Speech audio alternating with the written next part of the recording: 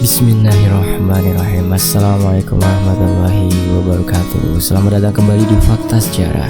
Di kesempatan kali ini, Fakta Sejarah membawakan kisah yang ditulis oleh Jagat Story. Beliau menuliskan pendakian jalur keramat Gunung Lawu. Sebelum kita masuk ke selengkapnya, mari kita berdoa. A'udzu bikalimatillahit tammati min syarri ma khalaq. Bismillahirrahmanirrahim. Allahumma sholli ala sayyidina Muhammad sallallahu alaihi wasallam. Ini dia selengkapnya.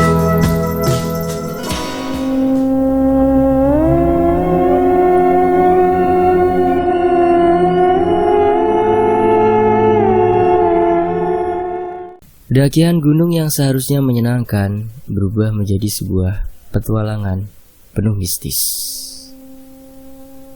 Aku tak paham kenapa ada banyak orang menghabiskan waktu dan uang serta bersusah payah untuk singgah di suatu tempat yang disebut gunung. Tak jarang dari mereka pulang hanya tinggal nama, entah dalam keadaan hilang ataupun celaka selama berada di sana. Sebagai remaja, adrenalinku mudah terpacu untuk menerima tantangan apapun, kecuali mendaki gunung. Iya, aku pernah berpikir bahwa itu adalah kegiatan konyol, sampai suatu ketika pemikiranku berubah. Bulan April tahun 2005, aku duduk menyendiri menatap jalanan di depanku. Hari itu kuliah sedang kosong. Beberapa teman kelas sudah terlebih dahulu pulang. Aku berjalan gontai menuju lobi. Sepertinya pikiranku saat itu sedang jenuh. Sebuah gitar usang kutimang, sesekali kumainkan dawainya. Aku bersenandung kecil mengusir rasa bosan. Dari ujung lorong kampus, tampak beberapa mahasiswa berjalan ke arahku. Mereka adalah mahasiswa pecinta alam dari berbagai jurusan dan angkatan yang berada. Salah satunya bernama Pratiwi, mahasiswi jurusan ilmu sosial tingkat akhir. Aku tak pernah menyukai orang ini.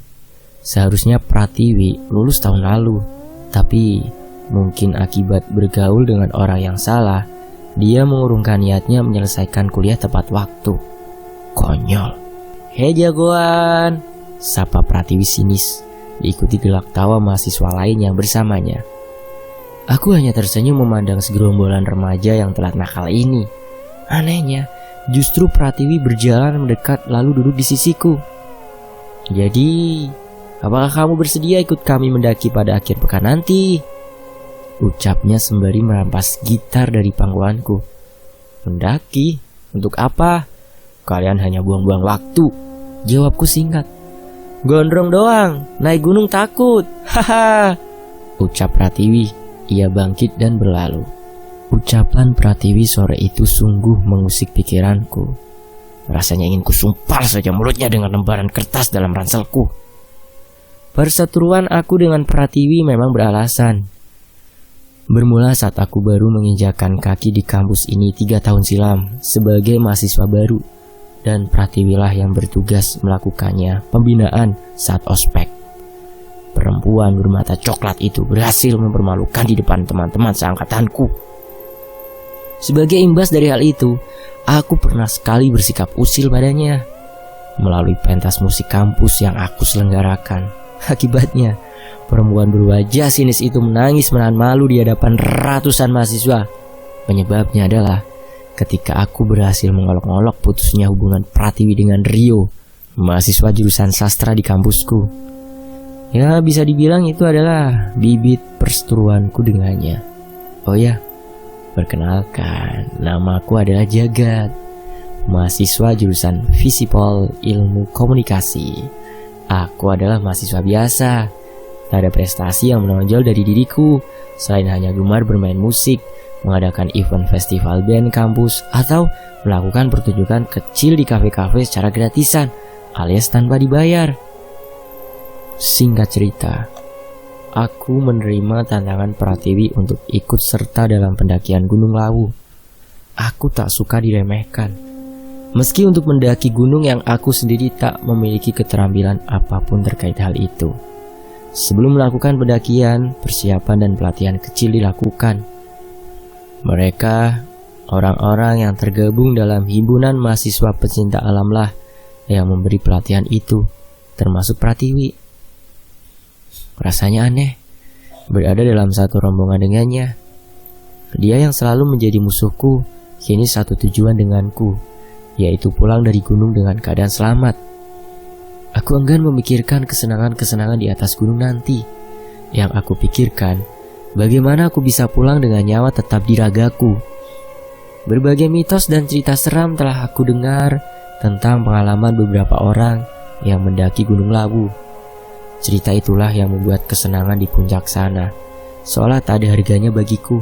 Aku lebih memilih berada di zona nyaman, bermain musik, dan dikelilingi banyak mahasiswi cantik tentunya. Pelatihan sederhana telah dilakukan. Kini saatnya bersiap menghadapi tantangan alam yang sebenarnya. Aku dan 11 orang lainnya berangkat sebagi mungkin menggunakan bus. Turun di terminal Karanganyar, lalu melanjutkannya perjalanan dengan menyewa mobil hingga menuju Cemoro Kandang. Perubahan udara sangat terasa setibanya di wilayah perbukitan. Udara begitu dingin meski kami belum mulai menuju pos pertama. "Pakailah jaketmu dengan benar," ucap Pratiwi sembari menaikkan resleting jaketku.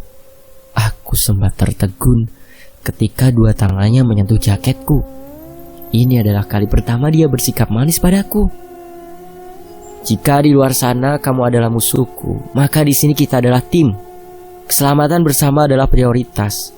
Jadi berhentilah bersikap gede rasa," lanjut Pratiwi sambil menepuk bahuku. Ia lalu berjalan menjauh untuk berada di rombongan. "Tiwi!" Aku menyeru padanya. Ia membalikkan badan menatapku. "Apa?" ujarnya dari jarak beberapa meter di depan. "Terima kasih," ucapku singkat. Perempuan itu tersenyum, mengangkat jempolnya dan segera kembali untuk memberi pengarahan pada pendaki pemula sepertiku. Aku masih menatapnya dari kejauhan. Masih terbayang olehku sebuah senyum yang sangat langka dari seorang musuh tercantik dalam hidupku. Perempuan itu bukan hanya menaklukkan alam liar, tapi juga nyaris menaklukkan hatiku dengan singkat dan tanpa perlawanan. Di sisi lain, alam pegunungan adalah makhluk Tuhan selain manusia.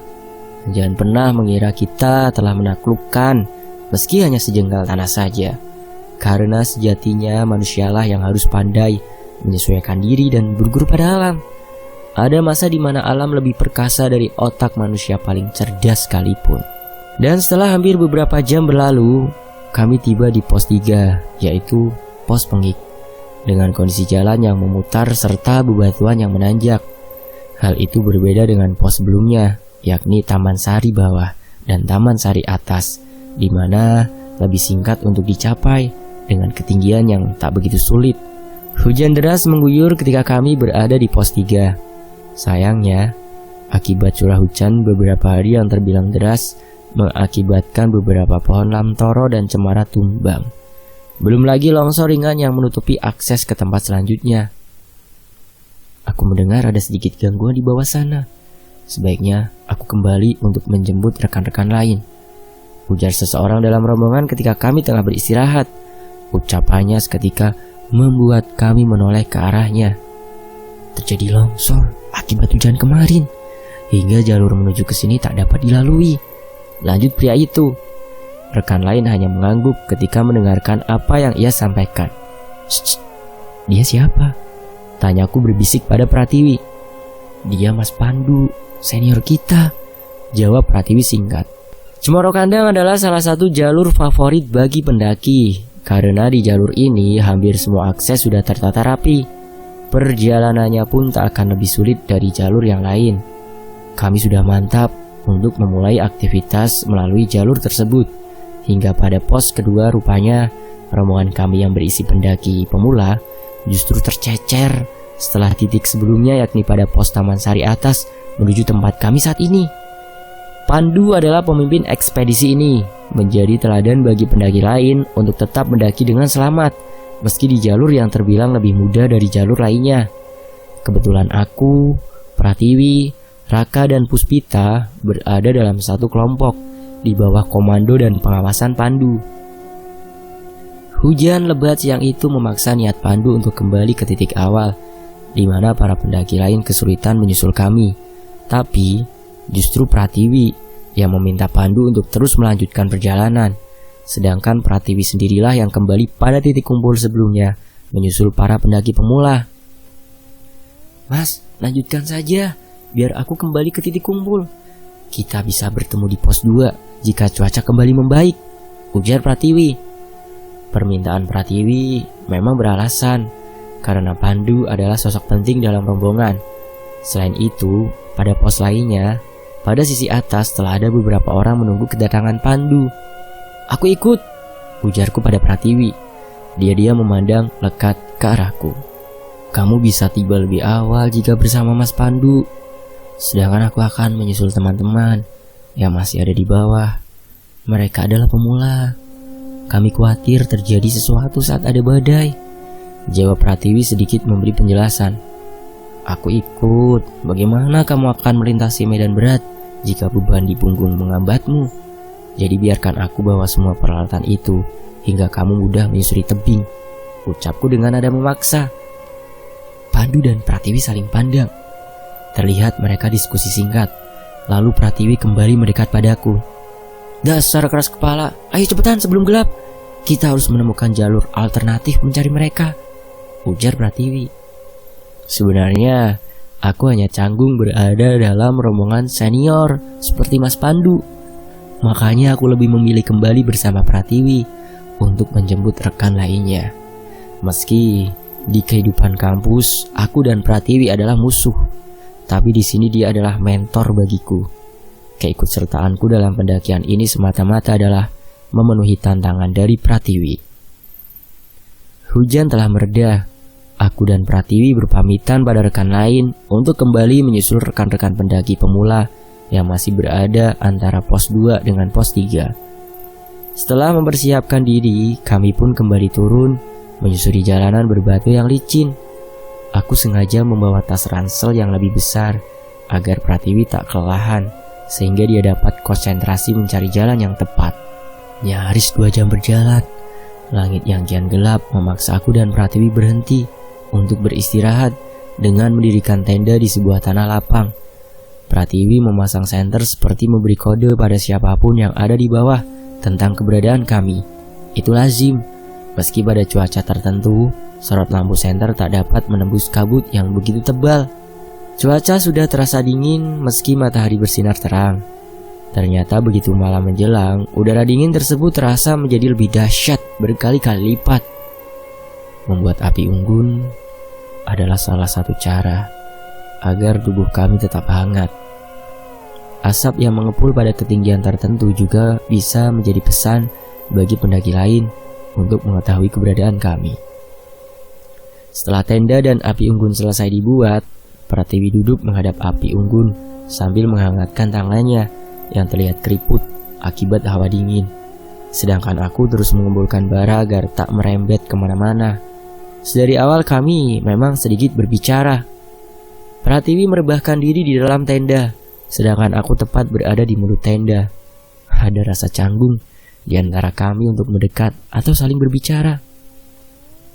"Aku tidur duluan, setelah itu nanti gantian aku yang berjaga," ujarnya sambil membenamkan diri pada matras tebal yang berfungsi sebagai kantung tidur. Malam itu suasana begitu hening. Aku duduk menatap sisi bawah gunung ini, takjub dan senang berada di alam liar. Tak ada lampu atau kasur tebal seperti di rumah, namun berada di alam terbuka menciptakan ketenangan tersendiri bagiku untuk mengusir bosan. Aku terus bergerak ke sana kemari mengumpulkan ranting kering agar bisa membuat api terus menyala.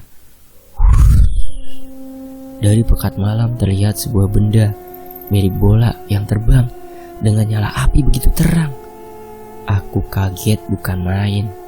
Mencoba memperhatikan sekali lagi di mana benda itu jatuh. Ataukah hanya aku yang salah? Lihat, Setelah sekian menit mencari tak juga ketemu, aku segera kembali pada api unggun depan tenda. Sepertinya ada yang mengacak-acak kayu bakarku, gumamku. Suara itu terdengar dari balik pepohonan. Aku mendekat untuk tahu suara itu berasal dari hewan apa. Wah, ada ayam hutan nih, bisa dipanggang. Gumamku merasa girang ketika dari balik pohon terlihat sekumpulan anak ayam beserta induknya. Aku bangkit mengambil pisau dan segera memburu ayam-ayam itu. Sepertinya Pratiwi akan senang jika aku bakarkan juga untuknya. Aku terus mendekat menghampiri sekumpulan ayam tersebut. Anehnya, semakin aku mendekat, ayam-ayam itu semakin menjauh. Hingga pada sebuah tanah yang lebih lapang, ayam-ayam itu berhenti. Nah dapat, ujarku merasa senang. Seekor ayam tak terlalu besar berhasil aku tangkap. Dengan sigap aku menjinjing ayam itu untuk aku sembelih di dekat tenda. Aku berjalan kembali menuju tenda yang berjarak sekitar 100 meter dari tempat sebelumnya. Ada sedikit perasaan aneh ketika ayam yang aku bawa tadi perlahan terasa semakin berat, hingga aku tak bisa lagi membawanya. Kenapa berat sekali ya? Tanyaku dalam hati. Akhirnya aku menengok pada ayam dalam rangkulanku itu. Wah, aku menjerit ketakutan. Seekor ayam hutan yang aku jinjing tadi berubah menjadi sepotong kepala lengkap dengan rambutnya. Segurat wajah menyeramkan jelas terlihat. Taring tajam mencuat menembus pipi. Mata merah, bagai bara serta aroma busuk tak terkira. Sontak, kepala itu aku lempar sejauh mungkin. Anehnya kepala itu menggelinding kembali ke arahku bagai bola yang memantul. Makhluk itu menggeram. Tiwi, tolong! Jeritku spontan sambil menyilangkan tangan saat potongan kepala itu melesat, seperti ingin mengoyak wajahku dengan taring tajamnya. Sebuah tendangan keras berhasil menghalau makhluk ganjil tersebut, terlempar jauh ke dasar jurang. Aku menurunkan tangan, membuka mata perlahan.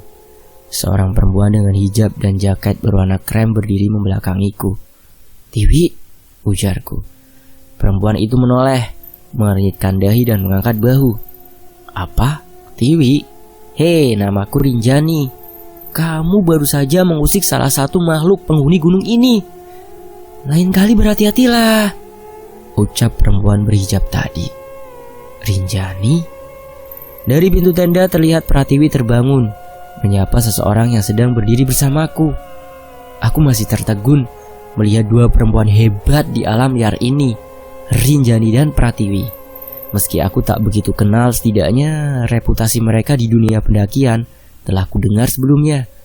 Dengan kedatangan Rinjani, kini aku dan Pratiwi lebih mantap untuk mencari teman-teman lain yang tersesat.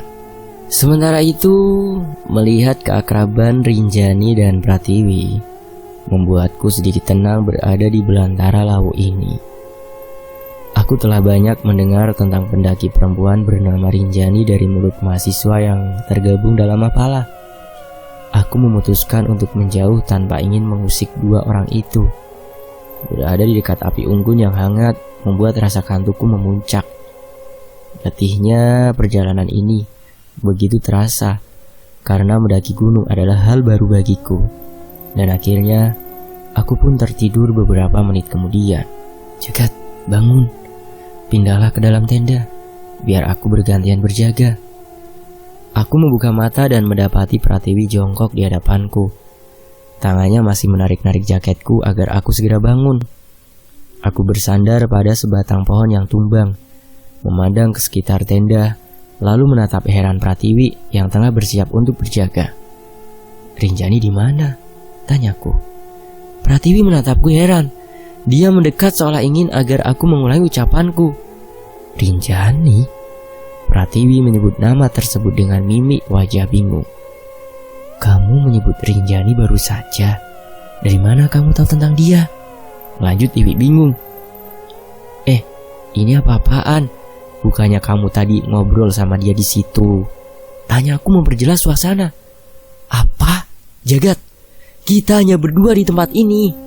Saat aku terbangun, aku melihatmu tertidur dengan menjauh dari api unggun. apakah kamu bermimpi? Pratiwi kembali bertanya. Sumpah Tiwi, aku benar-benar melihatmu dan perempuan bernama Rinjani itu berbicara. Aku kehabisan kata-kata untuk menjelaskan apa yang aku alami tadi. Aku diam, mencoba mengingat peristiwa yang terjadi sebelum aku tertidur tadi. Kini aku pun mulai ragu. Apakah aku tadi hanya bermimpi bahwa ada perempuan bernama Rinjani datang di kemah kami? Pratiwi yang melihatku seperti orang linglung mencoba menyadarkan aku. Sebuah gelas teh ia sodorkan, lalu duduk di hadapanku sambil membenahi bara api unggun yang mulai pudar. Pratiwi terdiam. Ia menarik nafas panjang. Lalu Pratiwi berbicara panjang lebar, menjelaskan tentang siapa sosok perempuan bernama Rinjani. Rinjani adalah perempuan hebat. Ia pendaki tangguh. Tapi 3 tahun silam, sebuah kebakaran hebat terjadi di hutan ini. Rinjani yang sedang membantu beberapa pendaki yang tersesat justru terjebak dalam kobaran api. Jasadnya ditemukan dalam sebuah gua kecil di tepi jurang sisi timur gunung ini. Bahkan Rinjani tak mengenalku, karena semasa tragedi itu, aku adalah mahasiswi baru yang belum pernah mendaki gunung sama sekali. Bulu kuduku meremang saat mendengarkan Pratiwi berbicara. Ada hal aneh yang aku alami. Belum ada 12 jam aku di sini, tapi sudah mengalami hal ganjil. Aku bangkit dan berjalan beberapa meter ke depan, menghela nafas. Kejadian tadi seperti benar-benar aku alami. Apakah ini yang aku temui baru saja adalah arwah Rinjani? Ataukah hawa dingin pegunungan inilah yang membuatku berhalusinasi? Pratiwi memintaku untuk tidur di dalam tenda, bergantian jaga dengannya, tapi aku menolak. Entah kenapa sejak kejadian itu, aku merasa amat cemas.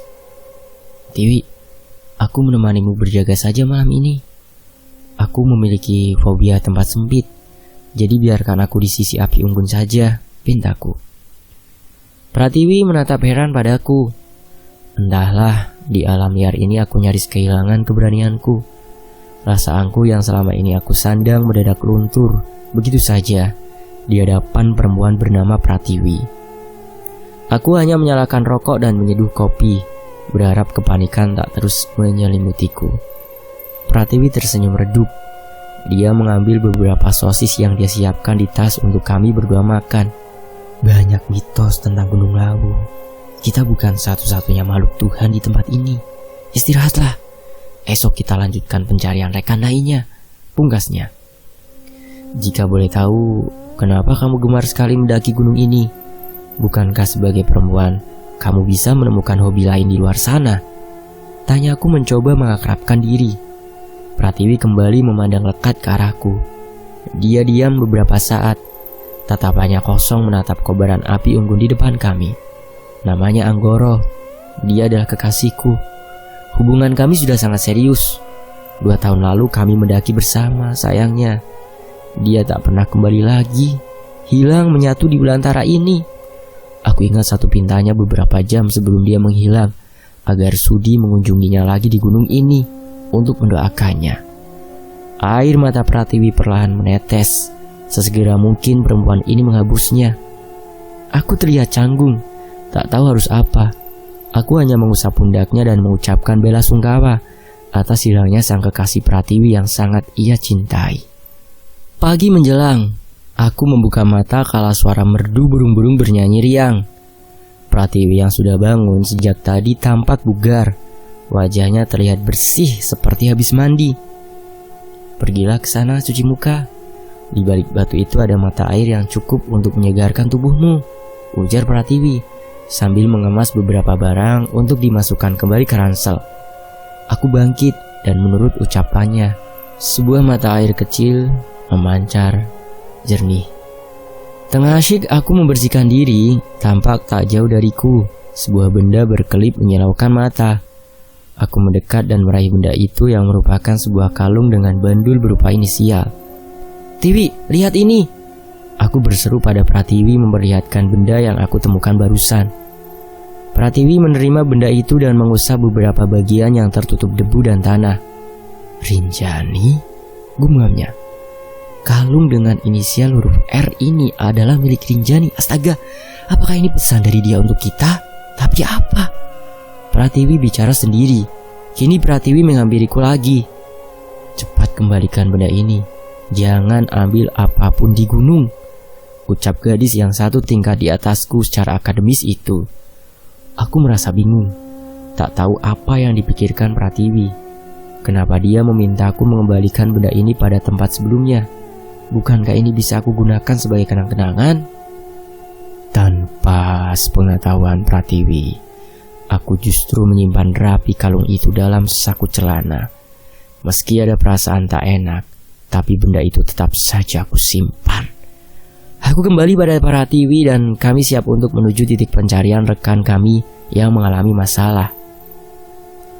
Kami berjalan menuruni jalan berbatu menuju pos kedua di Taman Sari Atas. Perjalanan ini terasa begitu sulit, meski sebenarnya kami tak sedang melawan gravitasi bumi, tapi jalanan yang licin akibat hujan, juga kabut tebal di pagi hari yang menyulitkan pandangan. Setelah berjalan sekitar 40 menit, kami tiba di sebuah tanah yang sedikit lapang. Kami sempat berhenti beberapa saat, karena ada 2 jalur yang bercabang. Lihat, mungkin mereka telah sampai di sini, ujarku sambil menunjuk suatu arah. Terlihat jejak kaki di sekitar tempat kami berdiri. Jika dilihat dari ukurannya, mungkin jejak kaki 4 atau 5 orang. Pratiwi mengamati jejak itu dengan seksama. Jejak ini sekitar ada 6 jam lalu. Beberapa jejak kaki terlihat berjalan acak seperti kebingungan, dan ranting-ranting patah di sana menandakan bahwa mereka berupaya meninggalkan jejak, ucap Pratiwi menganalisa keadaan. Pada sisi jalan lainnya, jejak kaki itu terlihat berpencar, sebagian ke arah timur, sebagian ke arah barat.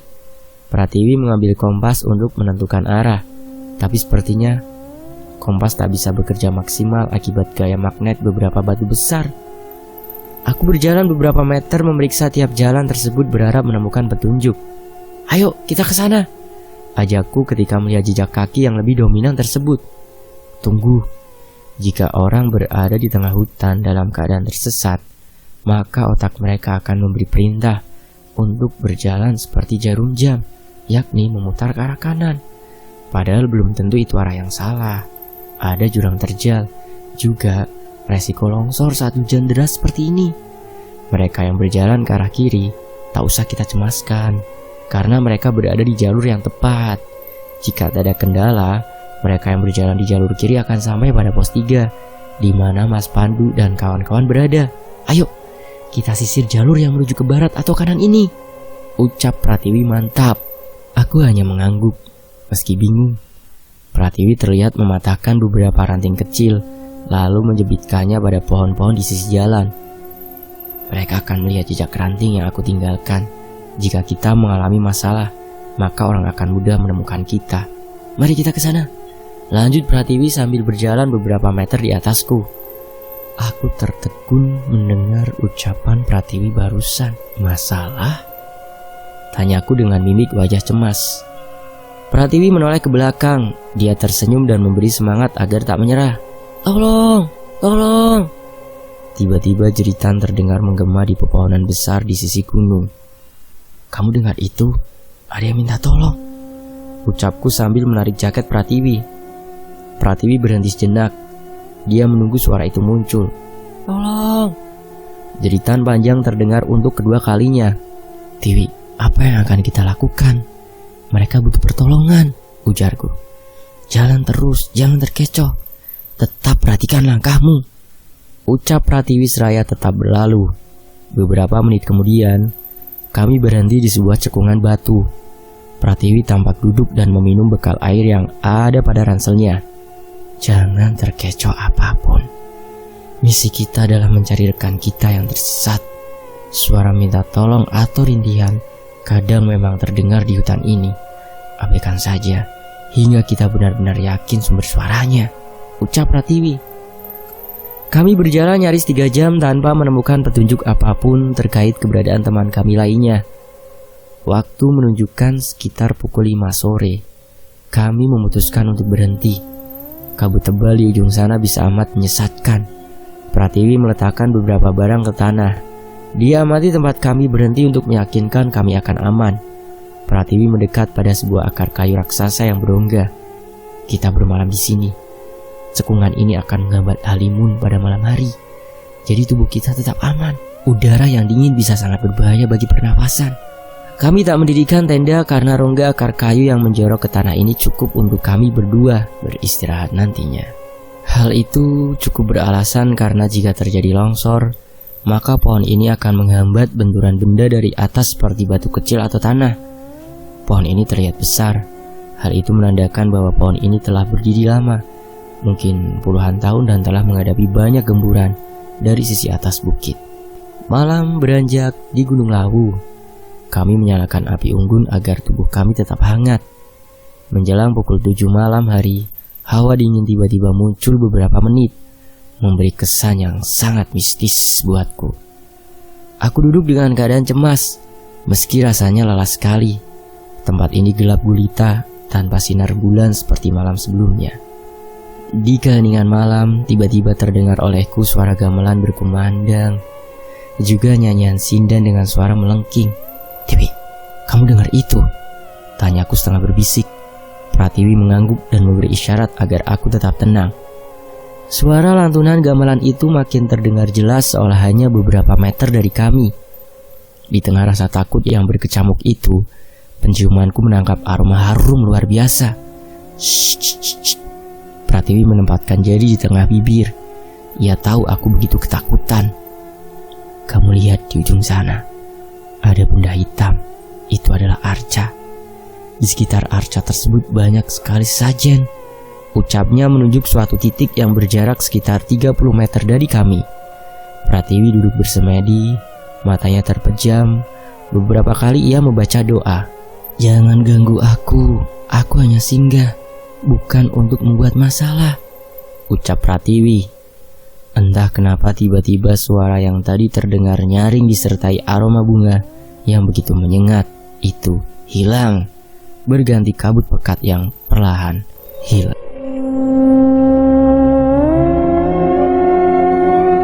Jangan ambil apapun di gunung, sebab ada alasannya benda tersebut berada di sana. Di sisi lain, malam itu aku tak bisa tidur. Ada rasa was-was dalam diriku, seolah diawasi dari kejauhan oleh mereka penghuni gunung ini.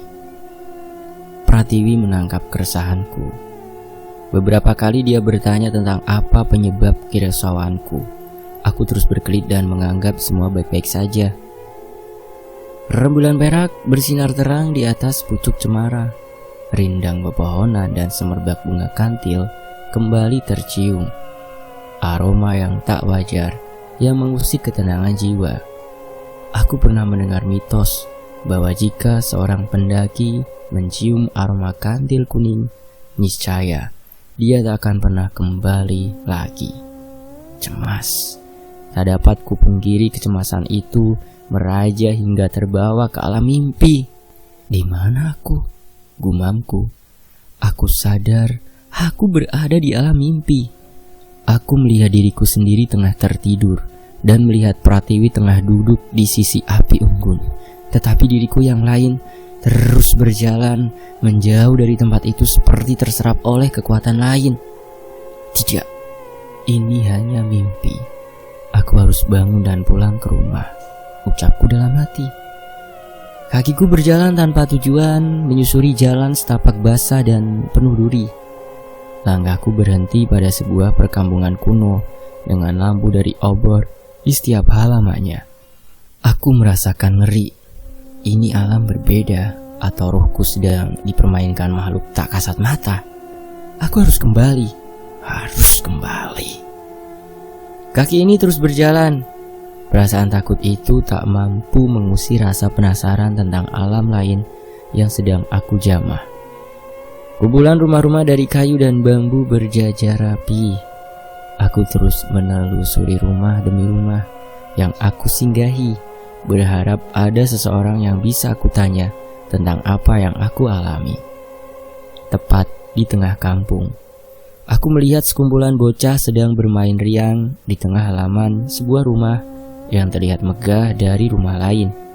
Hanya anak-anak, tak ada orang dewasa sejauh ini.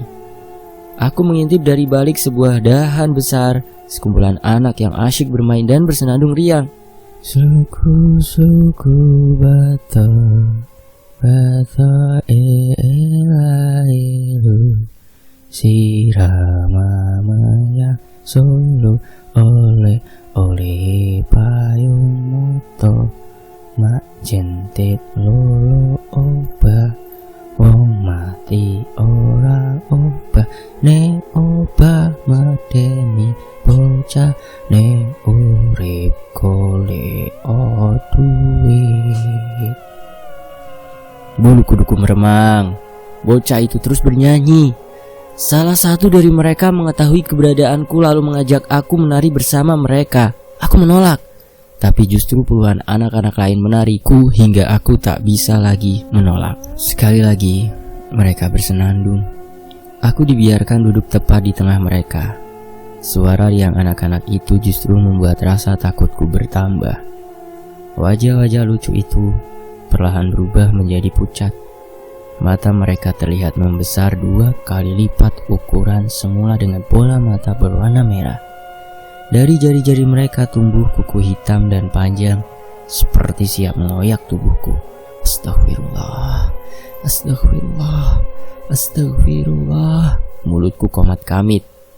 Di saat rasa takut memuncak, tiba-tiba dari dalam rumah kuno itu muncul seorang perempuan dengan dandanan ala keraton. Rambutnya terurai hingga ujung rambut nyaris menyentuh tanah.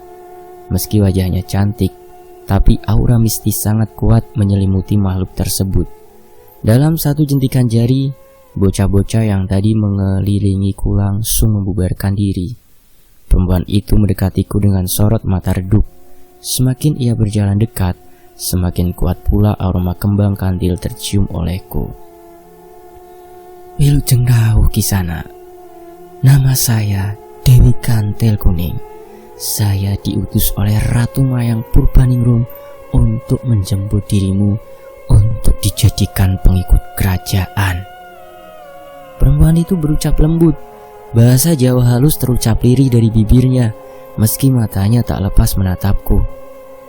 Tubuhku serasa beku, kakiku tak mampu bergerak. Entah kenapa tiba-tiba tubuhku ambruk dan hanya tertumpu pada 2 lututku. Masih belum selesai sampai di situ. Dari arah yang lain muncul suara derap kaki kuda dan lonceng yang semakin lama semakin terdengar dekat. Aku menoleh. Saat suara derap kuda itu berhenti, 4 orang pria dengan baju kuno ala Mataram turun dan berdiri di sekitarku.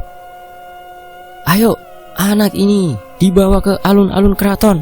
Kita penggal lehernya untuk persembahan, ujar seseorang di antara rombongan.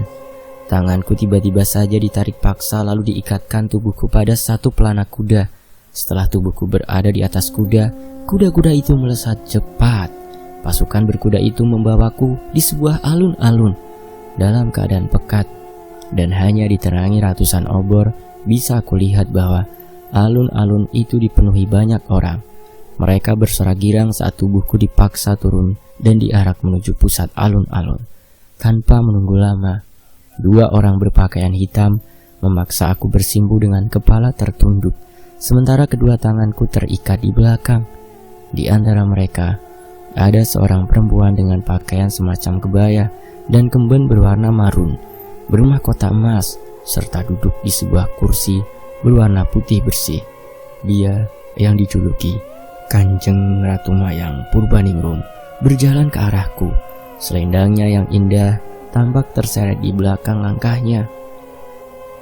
Minta ampunlah kepadaku, maka ku bebaskan jiwamu, ucapnya dingin. Keringat dingin mengucur deras di wajahku. Tubuhku gemetar merasakan takut, tapi ucapannya barusan justru membuatku ingin melawan. Aku tak tunduk pada makhluk. Aku tahu aku berbuat kesalahan, tapi haram bagiku untuk meminta ampun pada sesama makhluk, ucapku geram. Beberapa pengawal tampak marah mendengar ucapanku. Diangkatnya sebilah golok besar dan siap ditebaskan ke leherku. Bismillahirrahmanirrahim. Surodiro Jaya Diningrat. Lepur dinding Pangstuti. Al-Fatihah! Teriakku lantang. Wah! Seketika terdengar gemuruh hebat. Tubuhku terpental seperti terserap menjadi serpihan kertas yang membumbung tinggi ke udara. Jagat, Jagat, bangunlah, bangun! Sayup-sayup terdengar suara seorang perempuan meratap. Aku membuka mata dan mendapati Pratiwi duduk jongkok di hadapanku. Aku di mana? Tanyaku kaget. Rasanya dadaku begitu sesak dan tulangku terasa remuk. Kamu tergelincir di jurang. Untung tidak terlalu dalam. Syukurlah kamu siuman, ucap Pratiwi cemas. Aku sembrono. Aku memakan sesajen di dekat tenda tempat kita berhenti sebelumnya. Dan aku mengambil kalung milik Rinjani.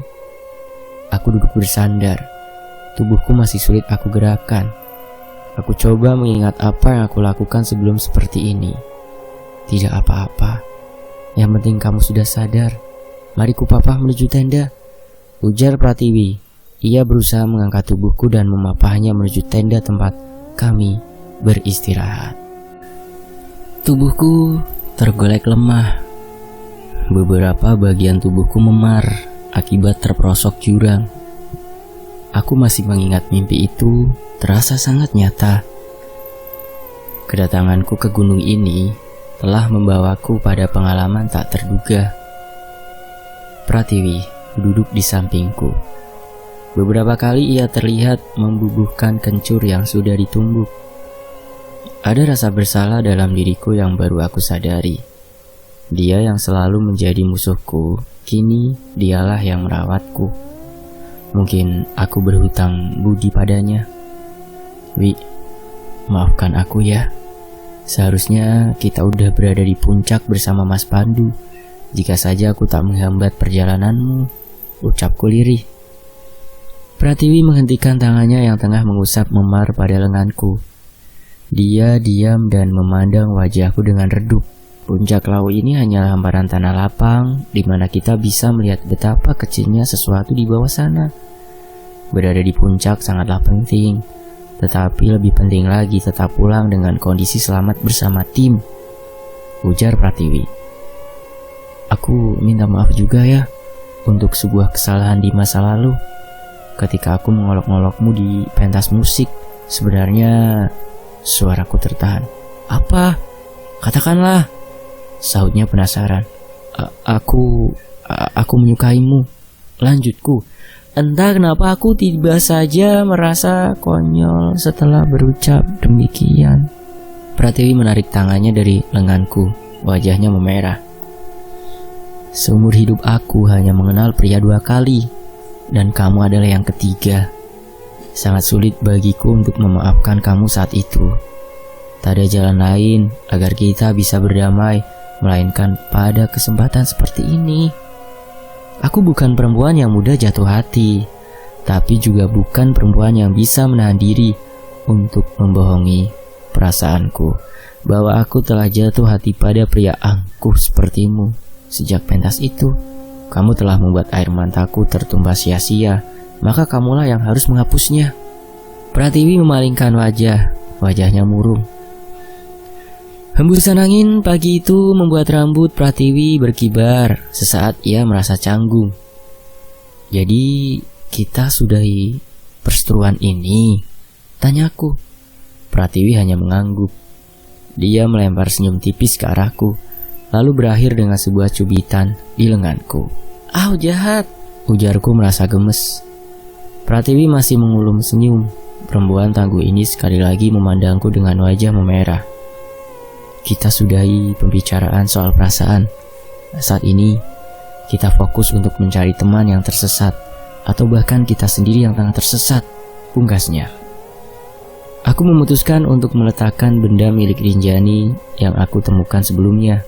Sebaiknya memang benda itu berada di tempat ini sebagai saksi bahwa ada perempuan hebat yang mengorbankan nyawa demi menyelamatkan pendaki lain. Aku kira mendaki itu mudah. Ternyata ini lebih sulit dari yang aku perkirakan. Perjalananku seharusnya memakan waktu maksimal 6 jam waktu normal hingga pos 3. Tapi nyatanya Aku malah menghabiskan waktu nyaris 3 hari hanya untuk sampai di Taman Sari Atas. Aku beruntung karena ada Pratiwi yang menemaniku. Ia pandai meramu obat, memilah mana tumbuhan yang baik karena sebagian tumbuhan memiliki getah yang bisa menimbulkan gatal atau bahkan beracun. Kami sudah kehabisan bekal sehari lalu, tapi nyatanya Pratiwi dengan cerdas mampu mencari dan mengolah umbi-umbian serta beberapa buah-buahan untuk kami makan. Kemampuan bertahan hidup di alam bebas tak lagi diragukan. Ternyata aku salah selama ini. Dia yang aku anggap sebagai mahasiswi tak berprestasi, hura-hura, dan tak memiliki masa depan ternyata adalah pendaki handal.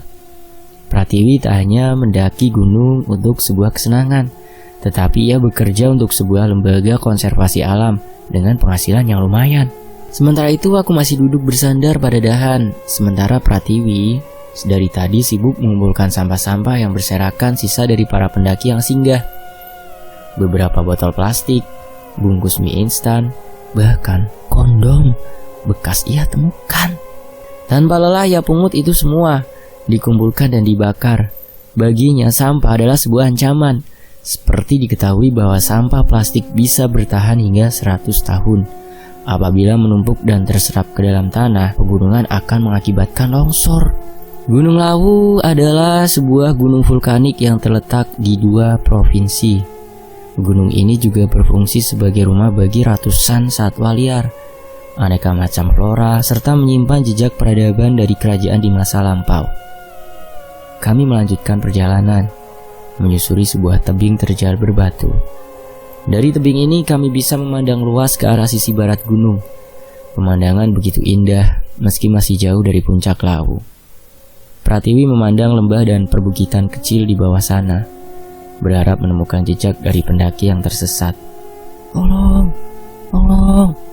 Suara orang meminta tolong terdengar memantul di antara bebatuan. Pratiwi memfokuskan pandangan pada satu titik di mana asap terlihat mengepul. Dia menganalisa jarak antara kami dengan mereka sekitar 1 kilometer perjalanan. Tempat itu lebih landai, namun sepertinya mereka terperangkap pada sisi jurang. Jagat, ayo, lekas menuju tempat itu. Mungkin mereka adalah orang-orang yang kita cari. Hei, tetaplah di sana, teriak Pratiwi lantang. Pratiwi menyalakan api kecil lalu mengibaskan asapnya sebagai isyarat bahwa kami akan memberi bantuan. Tetaplah di sana, ucapnya sekali lagi. Jagat, lihatlah bukit kecil dengan ujung bebatuan menghadap timur. Fokuskan pandanganmu ke sana sebagai penanda agar kita tak melenceng jauh, ucapnya. Tolong! Jeritan minta tolong itu terdengar untuk kesekian kalinya. Aku dan Pratiwi memacu langkah agar segera sampai.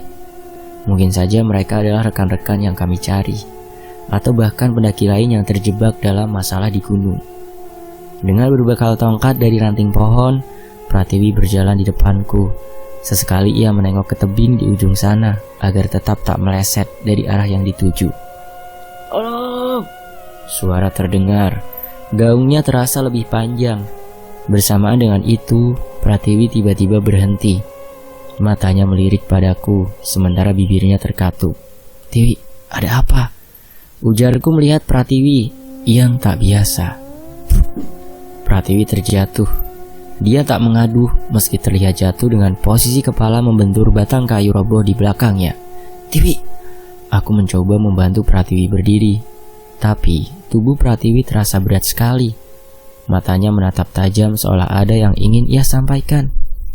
Ia tetap diam, sementara keringat dingin menetes deras. Aku masih berusaha memapah Pratiwi hingga beberapa kali namun juga gagal. Aku menjauh perlahan. Sesuatu terjadi padanya, tapi apa? Aku mendekat mencoba sekali lagi untuk membantu Pratiwi agar bisa berdiri. Bismillah, ujarku serentak mengangkat tubuh Pratiwi. Ah! Suara terdengar dari bibir Pratiwi. Ia kejang beberapa saat, lalu lemas. Jagat, aku takut Jagat, ucapnya terbata-bata. Ia menatap sekeliling hutan tempat kami berada. Aneh, padahal dia lebih mengenal tempat ini dibandingkan aku. Pratiwi perlahan mulai bicara setelah beberapa menit mulutnya bungkam. Tadi, Di balik pohon itu, aku melihat perempuan berbaju serba hitam dengan rambut gimbal dan mata merah melompat ke arahku seperti minta gendong. Ucapnya dengan nafas ngos-ngosan. Makhluk menyeramkan itu berbisik agar kita tak melanjutkan perjalanan ke sana. Tapi setelah kamu mengucap bismillah, tubuh makhluk itu tiba-tiba lenyap tak berbekas. Lanjutnya lagi. Aku takut Jagat. Pratiwi menangis terseduh memeluk ransel kecilnya. Bulu kuduk tiba-tiba meremang. Aku merasa sesuatu mengawasiku dari kejauhan. Aku yang tak begitu paham tentang tempat ini seolah sedang dipermainkan oleh makhluk halus penghuni Gunung Lawu. Kami masih menghentikan perjalanan, menunggu Pratiwi benar-benar tenang. Apa yang dialami Pratiwi yakni merasa tubuh atau tas ranselnya berat, terkadang juga dialami oleh banyak pendaki. Aku membiarkan Pratiwi duduk sendiri. Pandanganku tertuju pada arah suara orang minta tolong tadi. Tolong! Jeritan itu terdengar lagi. Kali ini suaranya semakin jelas, seolah hanya berjarak tak lebih dari 100 meter dari kami. Aku dan Pratiwi saling pandang. Suara yang terdengar meratap pilu itu berhasil mengusik kami. Apa kita akan ke sana lagi? Itu jalur yang salah. Bisa saja kita justru yang akan hilang di gunung ini. Tanya Pratiwi mulai ragu. Aku mengangguk, menarik nafas dalam-dalam. Kita akan tetap ke sana beberapa saat lagi. Pulihkanlah dulu dirimu. Singkat cerita, hampir 1 jam lamanya kami beristirahat.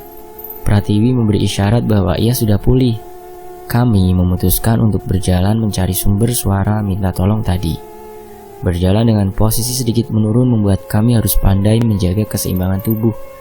Apalagi di sisi kiri adalah jurang. Seekor burung gagak terbang di antara pohon cemara, lalu hinggap di ranting kecil di hadapan kami. Awalnya aku dan Pratiwi tak begitu menghiraukan. Namun ketika kami berjalan pada jalur yang keliru, burung gagak tersebut justru mengeluarkan suara yang sangat berisik.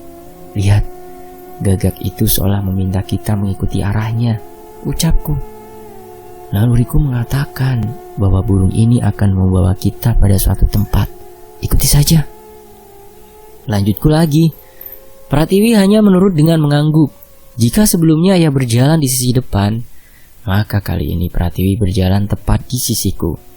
Kami terus berjalan mengikuti arah kemana gagak itu hinggap. Hingga hampir sekitar 400 meter dari tempat sebelumnya, burung gagak itu terbang tinggi dan tak kembali lagi. Ada apa dengan tempat ini? Mengapa gagak itu membawa kita kemari? Gumamku. Aku berjalan beberapa meter, mencoba mencari jalan selanjutnya. Hari masih siang, namun mendung yang pekat membuat jarak pandang kami terbatas. Jagat, lihat di sana, seru Pratiwi sambil menarik lengan jaket milikku. Pandanganku mengikuti arah telunjuk jari Pratiwi. Pada ujung jalur dengan kepulan asap tipis membumbung. Merasa menemukan apa yang kami cari, aku dan Pratiwi makin mempercepat langkah. Benar saja, dari atas tebing tempat kami berdiri, kami melihat ada 2 tenda di bawah sana. Itu mereka, ayo, ajak Pratiwi. Kami berjalan perlahan mengamati 2 tenda kosong di hadapan kami. Beberapa kayu bakar pada api unggun tampak berantakan. Kondisi tenda juga nyaris roboh, ditambah lagi beberapa dahan terlihat condong ke suatu arah. Sepertinya telah terjadi badai di tempat ini. Terlihat ada genangan air berada di dalam matras tenda. Kemana mereka? Jika melihat 2 tenda ini, sepertinya mereka terdiri dari 5 orang. Tenda yang satu ada lampunya, sedang tenda lainnya tanpa penerangan. Bisa jadi penghuni tenda yang tanpa penerangan itu pergi sebelum terjadi badai. Hal itu terlihat dari tak adanya barang tertinggal di dalam. Bara api ini masih menyala. Itu berarti tadi malam mereka berada di sini. Bahkan selimut dan matras belum terpakai. Ujar Pratiwi mengamati apa yang kami temukan. Apa mereka berasal dari rombongan kita? Tanyaku. Pratiwi mengangguk. Ia menunjukkan sebuah wadah air minum dengan stiker logo Mapala kampus kami. Iya, mereka teman kita. Hanya saja aku tak begitu kenal karena mereka juga pemula, jelasnya. Kami terus menyisir tempat itu sejauh radius kurang lebih 200 meter. Itu jarak yang cukup ideal jika seseorang bepergian meninggalkan tenda dengan maksud untuk bermalam di tempat ini. Semua sisi telah kami periksa, tapi tak ada tanda-tanda menemukan rekan kami yang hilang. Menggemericik air terdengar berada tak jauh dari tempat kami berdiri, menjadi satu-satunya tempat yang belum kami periksa. Kami berjalan mengikuti gemericik air hingga pada suatu tempat di mana air itu berkumpul seperti sebuah telaga kecil berbatu. Lihat ini, aku menemukan handycam di balik batu itu. Aku mengambil sebuah handycam yang terjatuh di antara celah batu, sementara Pratiwi berjalan mengitari semak belukar di pinggir telaga. Pratiwi histeris ketika ia menemukan sesuatu. Aku segera berlari ke arahnya, berharap bukan sesuatu yang buruk. Lihat, serunya. Astagfirullah, spontan mulutku berteriak. Pemadaman teramat buruk kami saksikan. Sepasang kaki telanjang terlihat menyembul di antara rerumputan. Dengan perasaan amat takut, kami memeriksa kaki tersebut yang sebenarnya merupakan sepasang kaki dua rekan kami yang hilang, yakni Catur dan Ana. Tubuh mereka telanjang bulat, kaku tak bernyawa, serta mata terbelalak. Pratiwi berjalan menjauh, ia hampir muntah. Aku yang sedari tadi memegang handycam yang kami temukan mencoba menyalakan agar bisa tahu apa yang terjadi. Apakah mungkin suara minta tolong tadi berasal dari mereka? Atau justru merupakan suara dari alam lain agar kami bisa sampai kemari? Ucapku bertanya dalam hati. Handycam berhasil menyala. Dalam tampilan layarnya terdapat beberapa orang. Sebut saja Catur, Ana, Eva, Dimas, dan Bahtiar. Mereka adalah pendaki pemula. Di beberapa bagian video itu terlihat terjadi cekcok hingga mengakibatkan Eva, Dimas, dan Bahtiar pergi mencari jalur lain. Sedangkan Ana dan Catur memilih untuk berkemah. Pada bagian akhir video, terlihat salah satu orang di antaranya mencoba merekam adegan bercinta antara Catur dan Ana. Tapi adegan seks itu berhenti ketika saat Ana berteriak histeris. Pada detik-detik terakhir, fokus kamera blur, lalu padam. Jejak waktu pada rekaman terakhir menunjukkan pukul 8 malam. Lokasi telaga yang sedikit terbuka memungkinkan mereka memperoleh sinar rembulan yang cukup untuk lebih leluasa tanpa penerangan lain. Lalu Pratiwi berkata, kematian mereka secara medis bisa jadi akibat hipotermia. Tapi bagiku ini adalah akibat ulah mereka sendiri yang sembrono di gunung ini.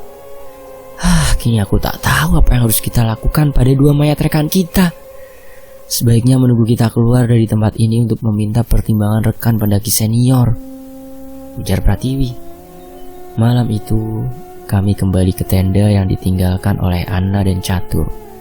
Kami telah letih seolah berjalan memutari punggung gunung ini.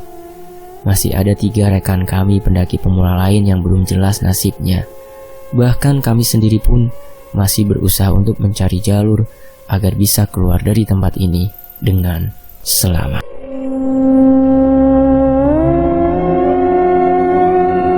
Kami berencana menginap di tenda bekas peninggalan Catur dan Ana karena hari telah gelap dan cuaca begitu mendung.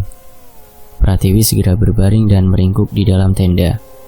Terlihat ia begitu lelah hingga dalam hitungan detik ia telah tertidur pulas. Buliran air menetes pelan, menitik pada wajah ayu Pratiwi yang tertidur tak jauh dariku. Dengan sebuah handuk aku mendekat, bermaksud menyeka buliran air yang turun akibat embun di luar tadi. Pelan dan perlahan aku mengamati wajah ayu perempuan yang pemberani itu. Dia begitu cantik. Dia bukan perempuan manja yang menghabiskan waktu untuk bersenang-senang seperti perempuan lain seusianya. Jagat, gumamnya lirih. Ia terbangun dan memegang jemariku yang tengah menyeka wajahnya. Aku segera menarik tanganku. Sungguh malu tak terduga. Mungkin saat ini dia mengira aku mengambil kesempatan dalam kesempitan. Maaf, ucapku buru-buru. Tidak, justru aku yang berterima kasih, ucapnya. Jemarinya menahan tanganku agar tak lepas dari pipinya. Lanjutkan istirahatmu, biar aku berjaga, ujarku sambil menempatkan sebuah kantung tidur untuk menyelimutinya. Aku bangkit, mencari beberapa ranting kering untuk membuat api unggun. Udara malam itu begitu dingin, terlebih posisi kami yang berada di sisi sebuah tebing membuat hembusan angin terasa begitu kuat. Terdengar derap langkah kaki berjalan cepat. Sempat aku lihat seorang berlalu menerobos semak belukar di ujung sana. Dari pakaiannya sepertinya ia juga seorang pendaki. "Tunggu!" teriakku. Orang itu menoleh namun tetap berjalan menjauh, membuatku bergerak cepat mencoba mencari keberadaannya. Astaga, kabut ini begitu tebal, pandanganku terganggu. Aku bergumam ketika berusaha menembus kabut tebal di hadapanku. Aku terus berjalan, bahkan mungkin sepertinya aku telah berjalan jauh dari tenda tempat Pratiwi berada. Sebuah dentuman terdengar membahana. Aku memutuskan untuk berhenti mencari orang tadi. "Au, jagat, tolong!" Suara jeritan terdengar memecah hening malam. Itu suara Pratiwi. Aku segera berlari menuju arah suara itu. Perasaan begitu cemas dan was-was jika sesuatu yang buruk terjadi padanya. Dari kejauhan terlihat kobaran api, membuat kecurigaanku semakin membesar. Pratiwi, Pratiwi. Takut dan kalut menjadi satu saat melihat kobaran api itu berasal dari tenda tempat Pratiwi tertidur tadi. Api tersebut bertambah besar, asapnya membumbung tinggi, hingga meskipun dalam keadaan gelap, aku masih bisa melihat dengan jelas. "Ah!" teriakku seketika, sebuah tangan memegang bahuku dari belakang. Jagat, rupanya Pratiwi yang menyentuhku barusan. Wajahnya terlihat kusam dengan bekas asap atau abu mengotori jaketnya. Jagat, aku takut seseorang membakar tenda ini. Pratiwi menangis sesenggukan. Dia memeluk erat tubuhku. Nafasnya masih tersengal. Aku melepaskan pelukan Pratiwi saat ia mulai tenang. Aku dan Pratiwi duduk pada sebuah lempeng batu, mengamati sedikit demi sedikit tenda yang kami tempati menjadi abu. Kami tetap berusaha menjaga adab, meski tak seorang pun mengetahui keberadaan kami, sebab kami begitu khawatir jika sesuatu yang lebih buruk terjadi kembali. "Ayo kita lanjutkan. Sebaiknya kita berjalan lewat jalan itu. Sore tadi jalan itu terlihat lebih aman dari jalur yang satunya," ajakku ketika kami mulai cukup tenang untuk melanjutkan perjalanan. Pratiwi mengangguk. Dia tetap berjalan di sisiku. Sebagaimanapun tangguhnya di alam liar, dia tetap perempuan yang terkadang butuh sandaran. Baru beberapa langkah kami beranjak, jeritan misterius kembali terdengar. "Tolong, tolong!" Aku dan Pratiwi saling pandang. Tapi kali ini kami mengabaikan jeritan itu. Tak lama berselang, muncul suara aneh lainnya, seperti sekumpulan anak kecil sedang bermain, atau suara perempuan dewasa sedang bersenandung. Terdengar burung gagak begitu berisik, menghadang perjalanan kami. Seekor gagak dengan ukuran sedang berhenti tepat di tengah jalan. Gagak itulah yang menunjukkan kami pada tempat ini, hingga kami menemukan mayat dua rekan kami. Aku mulai khawatir bertemu makhluk bersayap ini. Ada perasaan tak nyaman kembali muncul di benakku. Pada mitos lainnya ada pula burung jalak yang suka menampakkan diri pada pendaki yang tersesat. Burung jalak tersebut muncul seolah membimbing untuk tiba di puncak dengan selamat. Makhluk tersebut menurut mitos disebut Kiai Jalak. Dahulu merupakan pengikut setia Prabu Brawijaya V Muspro yang meninggal dengan cara menghilang dan menjadi abadi di Gunung Lawu. Prak, prak. Gagak itu kembali berisik. Dia bertengger pada dahan di sebuah jurang. Aku dan Pratiwi saling pandang, berharap menemukan sesuatu yang ditunjukkan gagak tersebut. Prak. Suara gagak terdengar lebih panjang. Pratiwi menjerit. Dia merasakan menginjak sesuatu yang lunak seperti perut manusia. Pratiwi terjatuh dan mengesot mundur. Di hadapannya terbujur mayat pendaki tak dikenal lainnya. Beberapa bagian tubuhnya terlihat terjebak lumpur. Namun anehnya, mata mayat itu terbelalak lebar ke arah suatu arah. Sepertinya dia mati ketakutan. Di tengah kepanikan, sak, sak, sak, terdengar kembali derap langkah kaki seperti menerobos semak belukar. Kami tak tahu itu orang atau makhluk lain penghuni gunung. Dia berlari begitu cepat menjauh dari kami. Cepat, kita ikuti dia. ujarku seraya menarik tangan Pratiwi untuk mengikuti suara tadi. Kami berlari sekuat mungkin mengikuti langkah orang yang berpakaian seperti pendaki itu. Tapi beberapa kali kami berteriak, orang itu hanya diam. Justru ia makin mempercepat langkahnya. Rasanya aneh. Sudah hampir 3 orang kami temui di hutan ini. Namun sepertinya mereka menghilang begitu cepat. Atau mungkin kami yang terlalu lambat. Ada apa dengan orang-orang itu? Entah sudah berapa jauh perjalanan kami dari titik sebelumnya. Malam kian larut dan dinginnya makin terasa. Pratiwi memperlambat langkah. Ia menengok kiri dan kanan, seperti mencari tempat berlindung. Bibir perempuan berwajah ayu ini terkatup. Tangannya disilangkan di antara dada menahan dingin yang teramat sangat. Pada ketinggian ini, kami nyaris tak membawa perbekalan sama sekali. Tas ransel besar yang sebelumnya aku bawa sudah ikut terbakar bersama tenda di bawah sana. Kini hanya tersisa ransel kecil milik Pratiwi, berisi panci ukuran kecil, botol logam berisi minyak jelantah, lampu senter otomatis, serta 2 lembar kaos miliknya. Dengan beban yang berkurang, kami bisa lebih leluasa untuk bergerak, meskipun jalanan terlihat terjal menanjak. Di sebuah tikungan jalan tubuhku menabrak seseorang. Pratiwi beringsut mundur. Aku kaget. Bahkan seketika itu, orang yang bertabrakan denganku segera bangkit, mencengkram seperti hendak mencekek. Aku panik dan coba berontak, sementara Pratiwi bersembunyi di balik punggungku. Hening, kami saling pandang. Seseorang yang mencengkram melepaskan pegangannya dan menatap tajam ke arahku. "Jagat," ujarnya. "Jagat, Kak Pratiwi," ucap seseorang lainnya. Aku dan Pratiwi memandang 2 orang tersebut, mengamati dengan seksama di tengah guritanan pekat ini. "Pak, Dimas, benarkah aku nggak salah lihat?" ujarku meyakinkan diri. Entahlah, ini sangat aneh. Namun kami senang akhirnya bertemu rekan kami pendaki pemula lainnya. Merekalah alasanku dan Pratiwi rela menyusul ke tempat terasing seperti ini. Kami melepas rindu, sekian hari terpisah dan saling mengkhawatirkan satu sama lain. Hingga beberapa menit kemudian, kami memutuskan untuk melanjutkan perjalanan bersama. Bahtiar hilang, kami kehilangan jejaknya, ujar Eva tertunduk. "Sudahlah, untuk sementara kita fokuskan mencari jalan keluar dulu. Jika aku tak salah, kita akan tiba di satu tempat di mana menjadi posko pendaki lain." Pratiwi melanjutkan ucapanku.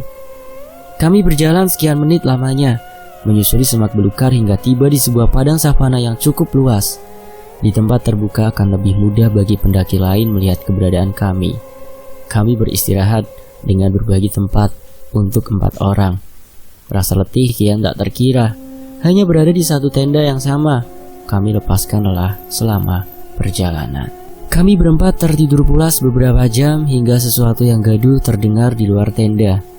Dimas terlihat berinteraksi dengan seseorang. Aku yang sedari tadi mengamati dari kejauhan mendekati Dimas.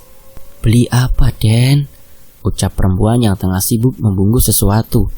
Sepertinya dia sedang berjualan. Den atau Aden adalah sapaan seseorang yang bermaksud memberi penghormatan pada lawan bicara. "Bu, beli sate 3 lagi, dibungkus ya," jawab Dimas seraya memberikan selembar uang pada perempuan itu. Aku masih berdiri mematung. Padang savana, tempat kami beristirahat menjadi begitu ramai para pedagang. Terlihat beberapa orang hilir mudik menawarkan dagangannya. Juga beberapa orang terlihat sibuk berbelanja di pasar dadakan itu. Aku memperhatikan Dimas. Ia dengan lahap menyantap sate lalu menyodorkan 3 bungkus padaku agar aku bawa ke tenda untuk kami makan. "Tiwi, Eva, ayo bangun. Kita makan-makan dulu." Aku membangunkan 2 temanku yang masih pulas tertidur. Pratiwi membuka mata. Ia menatapku. "Makan?" Tiwi bertanya. Ia terlihat mengernyitkan dahi ketika melihat apa yang aku bawa bukan sate melainkan 3 ekor kodok hidup berukuran lumayan besar. "Hah?" Aku terkejut. Sontak aku melemparkan kodok-kodok itu keluar tenda. Aku mengucek mata berharap aku tak salah lihat. "Tapi tadi beneran sate. Dimas membelikan untuk kita," ujarku memberi penjelasan. Aku menengok keluar tenda, mencari keberadaan Dimas dan penjual tadi agar Tiwi percaya ucapanku. Dimas! Dimas! Aku berlari keluar. Dimas yang aku lihat sedang bercengkrama dengan penjual sudah tak ada. Keadaan di luar tenda sepi. Bahkan kerumunan orang yang sedang jual beli turut lenyap bersamaan dengan raibnya Dimas. Jagat, kembali, kita sedang di pasar Dieng. Cepat-cepat kembali ke tenda, ujar Pratiwi menarikku untuk kembali ke tenda. Tapi aku beneran melihat pasar di luar tenda, ujarku tetap membantah. Jagat, itu pasar makhluk halus. Cepetan kembali ke tenda, jelas Pratiwi. Aku berdiri melongo, seketika tubuhku terasa lunglai. Keringat dingin mengucur di keningku. Aku baru ingat bahwa jika berada di pasar di antara lembah Dieng, maka bisa dipastikan itu adalah pasar makhluk halus. Aku memandang ke segenap penjuru. Sayup-sayup terdengar suara gamelan dan sinden bernyanyi. Juga sorak-sorai penonton yang riuh bertepuk tangan. Hatiku bergetar, nyali menciut ketika suara-suara tanpa wujud itu semakin menggema. Jagat, cepat masuk tenda. Pratiwi menarik tanganku sekuat tenaga sehingga tubuhku turut terhempas masuk ke tenda, menimpa tubuh Eva yang tengah tertidur pulas. Napasku tersengal. Dingin malam yang begitu menusuk tulang seolah tak membuat keringat dingin mengucur deras dari dahi dan leherku. Lihat aku, lihat. Tarik napas dalam-dalam, perintah Pratiwi. Tangannya memegang erat pipiku agar menatap ke arahnya. Kita harus mencari Dimas. Mungkin dia berada dalam pertunjukan itu. Tanpa sadar aku masih mengoceh. Berkali-kali aku coba melepaskan diri dari erat tangan Pratiwi. Jagat, istighfar, istighfar, seru perempuan pendaki gunung ini. Dong, dong. Suara alat musik gong terdengar begitu hebat. Gaungnya seolah merontokkan sendi-sendi dalam tubuhku. Eva yang terbangun terlihat amat takut. Beberapa kali mulutnya bergumam membaca istighfar untukku. Sesaat aku merasa amat lemas. Mataku begitu berat hingga tak mampu lagi mata ini terbuka. Bersama dengan itu suara-suara aneh di luar tenda perlahan lenyap tak terdengar. Di sisi lain, aku berjalan seorang diri pada jalanan terjal yang gelap dan sepi. Di ujung jalan terlihat cahaya berpendar seperti nyala puluhan obor. Aku memacu langkahku agar segera tiba di tempat dengan cahaya terang itu. Suara sorak-sorai begitu riuh. Astaga. Aku tiba pada sebuah tempat di mana pagelaran seni jaipong sedang berlangsung. 3 orang penari cantik sedang meliuk-liukkan tubuhnya, mengikuti hentakan suara gendang dan gamelan. Baju 3 penari itu berwarna hijau, merah dan coklat, dengan selendang berwarna kuning keemasan. Aku kian dekat menyaksikan gagap gembita alunan lagu, turut berjubel di antara puluhan penonton yang membanjiri tanah lapang itu. Beberapa saat kemudian, 3 penari tersebut menghampiri 3 orang pria. 2 di antaranya bernama Dimas dan Arya. Mereka rekanku yang turut serta mendaki gunung ini. Tapi entah kenapa perasaan cemas muncul begitu dahsyat saat penari berbaju hijau menarik Dimas dengan selendangnya. Dimas terlihat tertawa senang. Beberapa kali ia lambaikan tangan ke arah penonton lain. Aku maju, menyeruak di antara penonton agar bisa dekat dengan Dimas yang sedang asyik menari jaipong. Dimas, Dimas, lekas kemari, ikutlah denganku, ucapku pada Dimas. Ia hanya memandang ke arahku dengan tersenyum, lalu kembali menyibukkan diri dengan penari yang ada di hadapannya. Dimas. Seketika aku menendang tubuh Dimas kuat tenaga, membuat tubuh Dimas terpental jauh. Ia bangkit dan kembali menari, seolah tendangan dariku tak ia rasakan. Aku mundur beberapa langkah, mengambil posisi untuk melancarkan tendangan kedua kalinya, berharap Dimas terpisah dari tarian itu. Pada tendangan kedua, Dimas terpental hebat. Ia tampak memegangi dada lalu menatap tajam ke arahku. Jagat, tolong aku. Bawa aku pergi dari sini, ucap Dimas meringis menahan sakit. Mendengar ia seperti tersadar, aku segera bangkit untuk memapahnya pergi. Tapi sayangnya, puluhan penonton dengan baju kuno seolah menghalangi niatku untuk meraih tangan Dimas. Mereka mendorongku sekuat tenaga hingga berhasil membuatku menjauh dari pertunjukan. Dimas, ayo pulang, ayo. Pekiku sekuat tenaga, meski pada akhirnya hal itu sia-sia. Dimas tenggelam dan larut dalam dekapan sinden jaipong. Dari kejauhan aku melihat wajahnya terlihat pucat pasi bagai mayat. Tubuhnya tak lagi bertenaga. Ia tergelepar di tanah lapang memandang sayu derap kaki para penari. Napasku tersengal, sebuah kekecewaan terasa amat menyiksa. Harusnya aku bisa membawanya pergi. Dimas, maafkan aku, ocehku. Air mataku menitik, rasa penyesalan tak bisa aku kendalikan. Aku terbangun dari mimpi buruk saat tertidur beberapa jam lalu. Eva dan Pratiwi yang duduk di hadapanku mencoba menenangkan, meski mereka tahu bahwa mimpiku adalah pertanda sesuatu. Fajar menyingsing di punggung Gunung Lawu. Secercah cahaya berwarna oranye terlihat di ufuk langit timur. Mimpi itu terasa amat nyata. Hingga saat aku terbangun, aku bisa mengenali beberapa jalan untuk sampai pada titik di mana aku berjumpa dengan Dimas melalui mimpi. Tak ada bekal makanan yang tersisa. Kami bangkit untuk melanjutkan perjalanan pulang. Lewat sini, ajakku pada Eva dan Pratiwi. Aku berhenti di suatu tempat. Ini seperti yang ada dalam mimpiku. Aku berdiri memandang suatu titik yang aku kenali sebagai tempat para penari menawan Dimas. Meski sempat ragu, akhirnya langkah kakiku menuju pada sebuah sisi jurang berbatu. Eva menjerit histeris seraya memeluk tubuh Pratiwi. Tangannya menunjuk pada satu pohon besar yang tak jauh dari tempat kami berdiri. Benar saja, sesosok tubuh terjepit di antara dahan dan belukar di sisi tebing. Kami segera mendekati tubuh yang telah tak bernyawa. Itu yang merupakan mayat Dimas. Tubuhnya mulai kaku, mulut menganga. Di lehernya terjerat sebuah selendang berwarna kuning keemasan. Tubuhku lunglai seketika. Mimpi yang aku alami semalam ternyata adalah sebuah firasat buruk. Dimas tewas dengan kondisi yang memprihatinkan.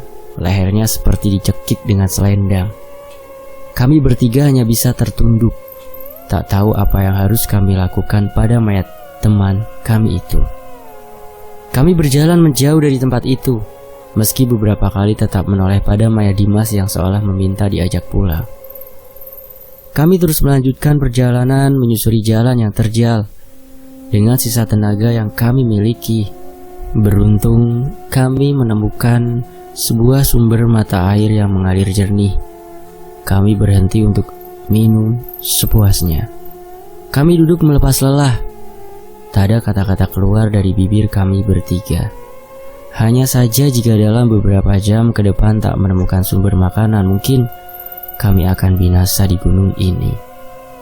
Pratiwi dan Eva mengambil air secukupnya untuk kami bawa sebagai bekal menuruni bukit ini. Hanya air, tanpa makanan. Jika dalam beberapa jam kami tiba di hutan, mungkin kami masih bisa bertahan dengan memakan umbi-umbian atau buah. Tapi jika kami masih terperangkap di jalan terjal berbatu, maka hanya menunggu keajaiban untuk bisa selamat. Apa yang terjadi saat kita terpisah? Ucapku pada Eva. Dia hanya diam memandang bukit terjal yang kami lalui. Perempuan itu sepertinya enggan untuk menjawab. Eva berhenti dan duduk pada sebuah batang pohon yang rebah. Dia memandang ke arah Pratiwi dan aku bergantian. Sejenak, ia hanya menarik nafas dalam-dalam. Saat itu, hujan deras memisahkan kami dan rombongan. Aku, Dimas, Catur, Arya, Bahtiar, Ana, dan Sofia memutuskan berhenti pada sebuah tempat seperti sebuah pos. Hujan deras kala itu memutus jalur yang kita lalui.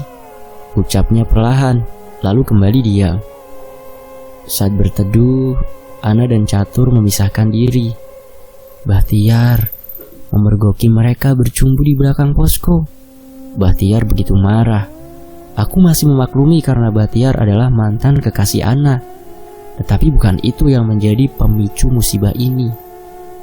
Beberapa waktu berselang, Catur kembali berulah. Dia dengan sengaja mengencingi sebuah gundukan tanah seperti makam dengan nisan batu. Catur memaki tiada henti. Ia menganggap mendaki gunung adalah perbuatan konyol. Saat kemarahannya memuncak, Catur merusak nisan makam itu dan membuang batu nisan itu ke bawah tebing. Hujan yang kami harap segera mereda justru makin deras. Tak tahan melihat kegaduhan dua rekan kami memilih memisahkan diri dengan menerobos hujan deras. Ya, Sofia dan Arya meninggalkan kami, hingga kami hanya tersisa 5 orang. Awalnya kami mengira semua akan baik-baik saja ketika hujan reda, hingga kami melanjutkan perjalanan kembali. Entah berapa lama kami berjalan, justru kami seolah berputar-putar pada tempat yang sama. Kami kelelahan. Catur yang sedari awal tak bisa dikendalikan terus memaki keadaan. Ujar Eva melanjutkan ucapannya. Malam perlahan menyelimuti. Kami berhenti untuk membuat tenda dan bermalam. Pada saat tenda selesai dikerjakan, Catur dan Ana pamit untuk mandi di sebuah telaga. Kami curiga, 2 orang itu tak kembali hingga Dimas dan Batiar berniat menyusul. Benar saja dugaan Dimas. Di sebuah telaga, Dimas dan Batiar melihat Catur dan Ana bersenggama di tempat terbuka. Batiar mencoba menasehati, tapi justru 2 orang itu semakin liar. Akhirnya dengan keadaan seperti itu, kami sepakat meninggalkan mereka. Terlebih malam itu langit kembali mendung disertai gemuruh dan petir. Aku, Dimas, dan Batiar meninggalkan mereka begitu saja. Kami khawatir perbuatan Catur akan membuat kami semua celaka. Eva bicara dengan terisak-isak. Ia mencoba mengingat sesuatu. Sudahlah, jangan nangis lagi. Setidaknya untuk saat ini kita mencoba untuk pulang. Ucap Pratiwi mencoba menenangkan. Ia memeluk Eva erat. Ada kecemasan yang dirasakan bersamaan akan nasib kami yang tak menentu. Harusnya kita hanya butuh beberapa jam dari pos awal menuju puncak. Hanya saja terkadang hal yang tak terduga terjadi menimpa para pendaki. Ujarnya lagi. Pratiwi menatap Sayu. Dia masih terlihat tegar meski perjalanan tak semulus sebelum.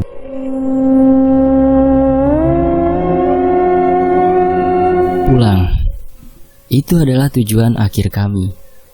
Perjalanan kali ini serasa tak masuk akal. Karena antara berangkat dan pulang kami menggunakan jalur berbeda. Kami seolah memutari punggung Lawu yang terjal berliku, dimulai dari Cemoro Kandang, Taman Sari Bawah, Taman Sari Atas, lalu pos 3 Tenghik. Kali ini kami mencoba untuk konsisten menyusuri jalur lain, yakni dari Pasar Dieng, Bupaan Menjangan, Bulak Peperangan, hingga nantinya Candi Cetau dan Candi Ketek. Setiap gunung memiliki cerita mistis tersendiri, begitu pula Gunung Lawu. Konon ada beberapa pantangan yang tak boleh dilanggar oleh para pendaki. Di antaranya adalah tidak boleh mendaki dalam jumlah ganjil atau memakai pakaian berwarna hijau dan pantangan-pantangan lainnya. Gunung Lawu menyimpan jejak sejarah masa silam, yakni saat runtuhnya kerajaan Majapahit. Konon rajanya yang bergelar Prabu Brawijaya V mengasingkan diri di hutan Gunung Lawu. Pada masa itu terjadi pergolakan hebat yang menyebabkan Adipati Cepu melakukan pengejaran pada Prabu Brawijaya V hingga terjadi peperangan hebat di suatu tempat yang kemudian disebut Bulak Peperangan. Dan saking murkanya Prabu Brawijaya V, beliau sampai mengutuk keturunan dari Adipati Cepu yang coba mendaki Gunung Lawu. Sesekali kami berhenti di hamparan savana yang begitu luas. Hembusan angin terasa lebih kuat berada di tempat terbuka semacam ini. Eva masih terdiam. Dia melihat ke arah belakang lagi. Hal itu membuat aku dan Pratiwi bertanya tentang kerisauan yang dialami rekan kami ini. Apa ada sesuatu yang mengganjal Eva? Tanya Pratiwi ketika kami beristirahat. Eva hanya menoleh ke belakang, tempat kami meninggalkan jasad Dimas. Mulutnya seolah terkunci, enggan berbicara. Gurat wajahnya terlihat murung. Berkali-kali ia menggelengkan kepalanya. Aku merasa kita diikuti, ucap Eva tetap memandang ke arah belakang tempat kami menuruni bukit. Dia menangis jadi-jadinya. Eva. Pratiwi coba menyadarkan Eva yang terlihat begitu rapuh. Eva, tenanglah. Kita sedang menuju jalan pulang, ujar Pratiwi. Tapi mereka masih mengikuti kita. Mereka ingin kita tetap berada di sini selamanya. Eva makin beringas. Ia meronta dan berteriak. Di saat bersamaan, Aku merasakan hal tak biasa terjadi. Udara tempat itu begitu pengap, seolah berada di ruangan tertutup. Ada aura mistis yang menyelimuti tempat kami berdiri. Aku tak bisa berbuat apa-apa, selain berdoa dalam hati berharap keselamatan menyertai kami. Mendung bergulung pekat sekitar Lawu. Langit yang tadinya cerah dengan sorot purnama yang menerangi jalanan terjal, kini terlihat gelap. Gumpalan awan dan petir kembali bersautan, membuat kami segera berlari mencari tempat berlindung sebelum terjadi badai. "Lihat, ada gubuk kecil di sana. Ayo, cepat kita berlindung," ajak Pratiwi, tangannya menunjuk sebuah bangunan yang terbuat dari seng dan kayu pada sisi jalan. Aku dan Eva segera berlari secepat mungkin agar tak terjebak kabut tebal. Kami tiba di gubuk itu. Bangunan seadanya berukuran kurang lebih 5 kali 6 meter itu terlihat cukup lapang. Mungkin gubuk ini juga berfungsi sebagai pos bagi para pendaki yang singgah. Badai masih belum reda. Cuaca makin menggila. Angin bergerak mempermainkannya pucuk-pucuk cemara. Harusnya kami akan tiba di lereng gunung sekitar 4 atau 5 jam lagi. Tapi dengan badai sedahsyat ini, mungkin sangat mustahil tiba di lereng gunung tepat waktu.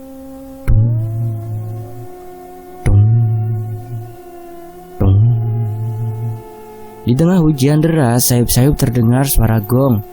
Kami saling pandang. "Kamu dengar itu, Tiwi?" tanyaku pada Pratiwi.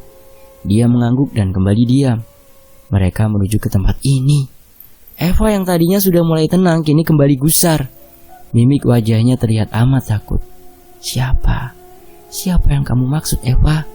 tanyaku bingung. "Mereka ingin kita tetap di sini bersama mereka," lanjut Eva. Dia menatap tajam ke arahku. "Kita akan mati," ujar Eva lagi. Aku mundur menjauh dari Eva. Aku ingin menganggap ucapannya adalah ancaman, tetapi beberapa hal ganjil pun juga aku rasakan. Tidak mungkin. "Kita pasti bisa keluar dari sini, Eva," bantahku. Aku bergantian memandang Pratiwi yang bersandar di sudut gubuk. Dia tampak tertunduk seolah menyembunyikan sesuatu. "Tiwi." Aku larut dalam suasana itu, bingung dan kalut jadi satu. Benar, Eva benar. Kita tak akan pernah bisa pulang. Ada keanehan sedang berlangsung. Malam ini terasa begitu panjang. "Ayo jangan menyerah, kita pasti bisa keluar dari sini," aku terus menyangka. Aku berjalan menjauh dari Pratiwi dan Eva. Teringat beberapa hal yang terlihat sangat aneh di mana aku bertemu dengan pendaki gunung lain. Mereka seolah acuh tanpa menghiraukan keberadaanku. Belum lagi soal perjalanan kami yang seperti tak ada ujungnya. Kami terus mengitari bukit ini tanpa menemukan titik jalur untuk pulang. Bingung dan tak tahu harus berbuat apa, kami hanya duduk sepanjang waktu. Hingga dirasa kabut mulai lenyap, kami memutuskan untuk melanjutkan. Aku tak pernah menyangka bahwa pendakian Gunung Lawu akan seseram ini.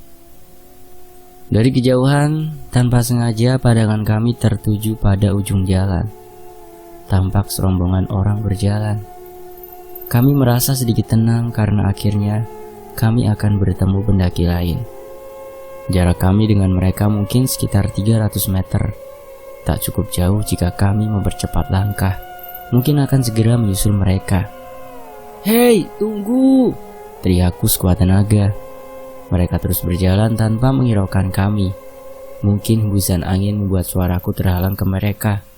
Aku terus berteriak dan berlarian hingga kami benar-benar berada sangat dekat dengan mereka. Srek! Pratiwi tiba-tiba berhenti. Ia menarik tanganku agar tak terus mengikuti orang-orang itu. "Jagat, mari kita menjauh. Sepertinya mereka..." Pratiwi diam. Seseorang dari mereka menoleh ke arah kami. Aku terkejut nyaris terjungkal. Sebuah pemandangan mengerikan ada di hadapanku. Serombongan orang yang kusangka pendaki itu ternyata sekumpulan makhluk-makhluk mengerikan. Wajah mereka pucat, mengelupas, dengan bagian tubuh yang sudah tak utuh lagi. Aroma busuk menyebar menyeruak masuk menusuk hidung. "Ayo, cepat pergi!" Pratiwi berbalik arah dan berlari. diikuti aku dan Eva yang sama ketakutan dengannya. "Jagat, mereka mengejar kita," ujar Pratiwi. Ia terus menoleh ke belakang. Bahkan kami justru tak sempat memperhatikan jalan yang kami lalui. Kami terperosok ke semak belukar. Tubuh kami menggelinding menuruni bukit terjal berbatu. Tulang dan sendi-sendi tubuhku seolah remuk tak beraturan. Sakit sekali. Hingga beberapa lama berlangsung, akhirnya tubuh kami terpental ketika menghempas sesuatu yang keras di bawah sana. Pratiwi tampak meringis memegangi dadanya. Dia berusaha berdiri namun terjatuh lagi. Begitu juga denganku yang justru kesulitan untuk bangkit. Aku hanya membuka mata tanpa bisa menggerakkan tubuhku. Shup, shup, shup. Suara derap langkah kaki terdengar di sekitar kami. "Jagat, Pratiwi!" Terdengar suara-suara memanggil kami. "Eva, Dimas, Arya, di mana kalian?"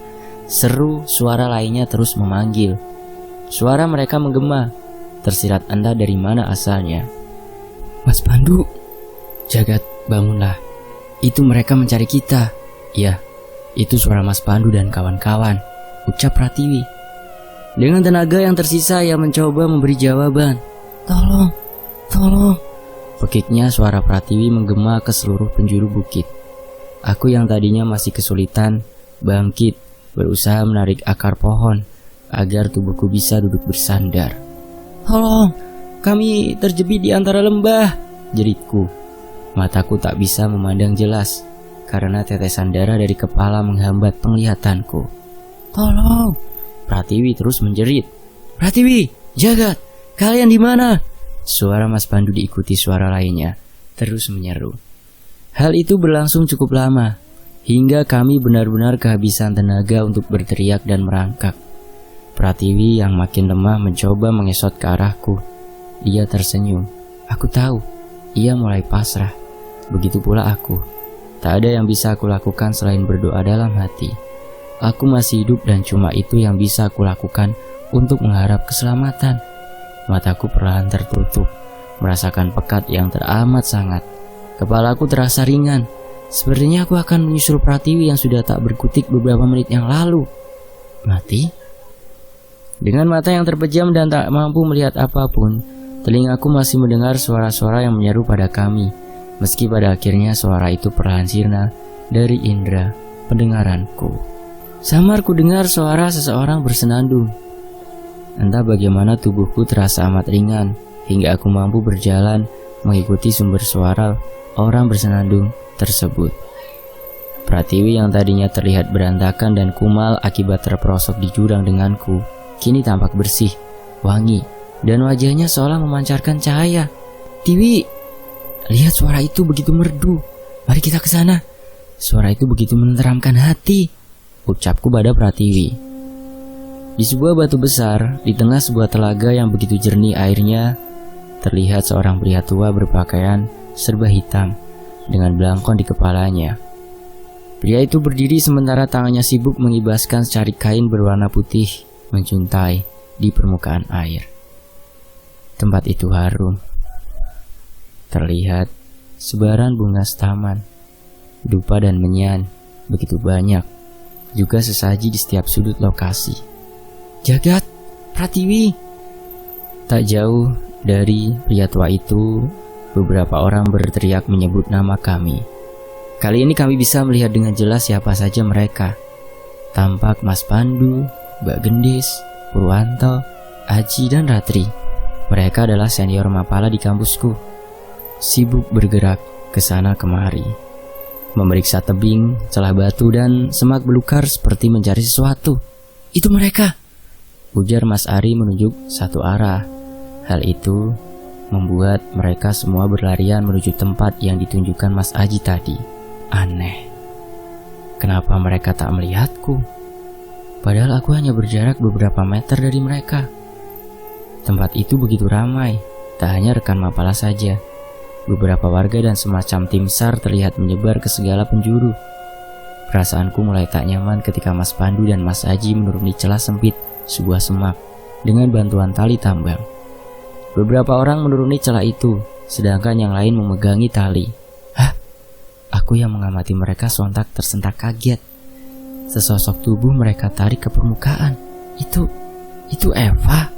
Teriakku pada Pratiwi yang mereka mengangkat tubuh Eva yang mulai membusuk. Sebuah kantong mayat mereka siapkan untuk jasad Eva. Aku dan Pratiwi saling pandang. Kami mundur beberapa langkah. Kami tak bicara satu sama lain. Rasa takut ini amatlah besar. Atau mungkinkah kami telah mati? Jagat, Pratiwi! Teriak seseorang di sisi tebing lainnya, diikuti oleh beberapa orang yang berlarian menuju tebing.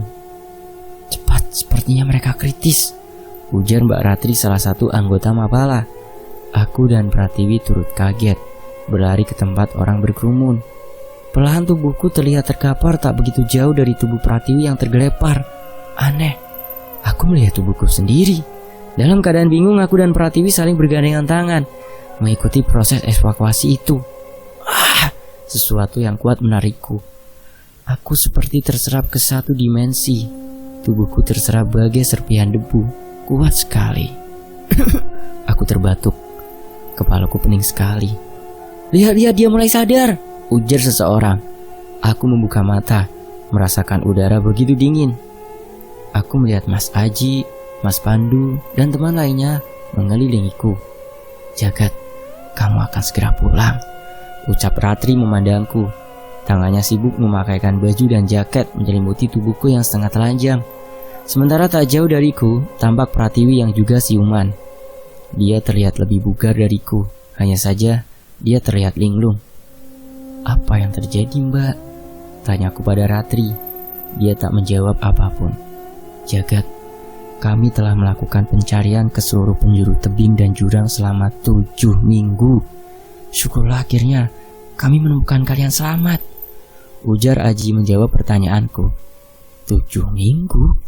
Aku mengerutkan kening, merasa jawabannya yang aku dengar ganjil. Mustahil, kami berada di gunung ini hanya sekitar 5 hari, ucapku bingung. Kenapa aku bertelanjang dada, Mas? Tanyaku lagi. Sudahlah, jangan dipikirkan lagi. Kamu akan punya banyak waktu bercerita nantinya ketika pulih. Terkadang hawa di gunung membuat seorang berhalusinasi. Kami menemukanmu bertelanjang dada, tanpa alas kaki, memeluk setumpuk kayu dan ranting kering, ujarnya. Proses evakuasi terus berlangsung. Meski medan yang sangat berat, akhirnya jenazah Catur, Ana, Dimas, dan Eva berhasil dievakuasi. Sementara aku, Pratiwi, Batiar, Arya, dan Sofia selamat, meski tersesat di jalur yang berbeda dan mengalami kejadian yang tak kalah ganjil lainnya. Aku ingat beberapa saat lalu bajuku basah dan aku hendak menjemurnya. Sambil menunggu bajuku kering, aku mengumpulkan kayu bakar untuk api unggun. Kepalaku terasa sangat sakit. Sulit sekali untuk mengingat sesuatu. Bahkan kata mereka aku kesulitan berbicara selama lebih dari 3 jam setelah ditemukan. Aku dan Pratiwi berhasil ditemukan setelah dinyatakan hilang selama 7 minggu. Apa aku jerah? Tentu tidak. Itu adalah titik balik di mana mendaki gunung menjadi candu baru buatku.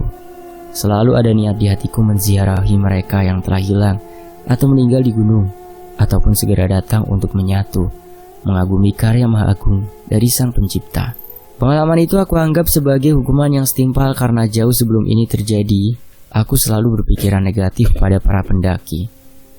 Orang-orang ini yang semula aku anggap sekumpulan orang tak berguna, kini memiliki hubungan erat bagai saudara bagiku. Mereka menerobos kesukaran dan melalaikan rasa nyaman hanya untuk membawa aku kembali pulang. Kini setelah sekian waktu berlalu, aku selalu berusaha menjadi bagian dari mereka, para pecinta alam, berpetualang menjelajahi belantara dan pegunungan serta bukit lainnya. Kisah ini selesai, tamat. Terima kasih buat Mas Jagat Abimanyu, dan tentunya makasih ya buat teman-teman yang udah mau menyimak kisah ini sejauh ini. Dan makasih juga buat teman-teman yang udah mampir ke channel Cadangan Admin ya. Buat yang belum mampir, bolehlah mampir ya, ditunggu di situ. Itu di layar akhir sudah ada 2 kisah ya. Pilih saja salah satu dan nanti akan masuk ke channel Cadangan Admin secara otomatis. Saya pamit undur diri dan wassalamualaikum warahmatullahi wabarakatuh. Sampai jumpa di kisah lainnya. Tetap di